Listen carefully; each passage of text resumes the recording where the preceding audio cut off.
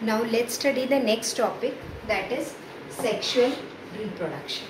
In sexual reproduction, we already know the fact that there is a fusion of male and female gamete to produce a zygote. So before learning the method of sexual reproduction in plants and animals, let us check into some basic characteristics of sexual reproduction.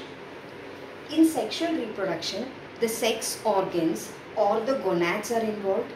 In the males, the sex organ is called as testis, and in the females, they are called as ovary.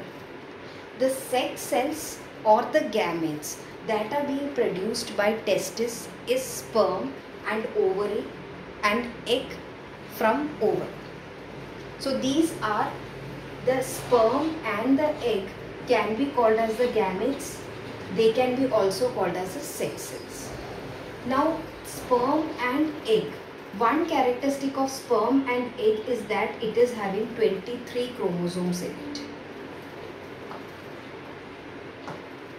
Whenever we consider the body of an individual, it consists of two types of cell, that is the sex cells and the somatic cells. So there are two types of cells.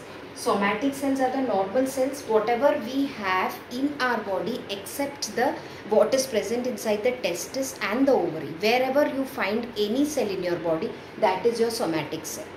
When we are talking about a cell present in an ovary or in a testis, we are talking about sex cells. In sex cells, how they are produced? The sex organs or the gonads, that is the testis and the ovary, have cells inside them, and they are able to divide each cell into 4 by the process called meiosis.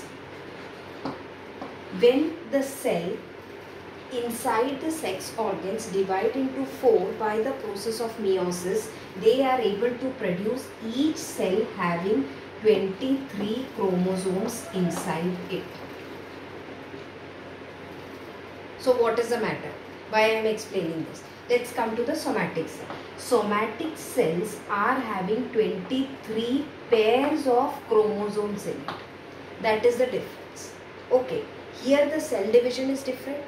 That is, we call it as mitosis, and here the cell division is meiosis. So when the sex cells, for example sperm, if I am talking, when the sperm is being produced, it will be having 23 chromosomes in it. Egg, which is produced every month alternatively by the ovary, that is also having 23 chromosomes inside this. This 23 chromosomes combined together to form 46 chromosome, or I can say as 23 pairs of chromosomes. So except your sex cells, all the cells present in your body that are having 23 pairs of chromosomes or 46 chromosomes. This 23, when I am talking, the half the 23 is from the parent, that is father, and 23 from the parent, that is the mother.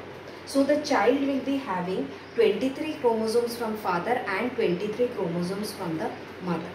The important thing what you have to keep it in mind is that the cells inside the sex organs divide by a process of meiosis, and they produce 4 cells to produce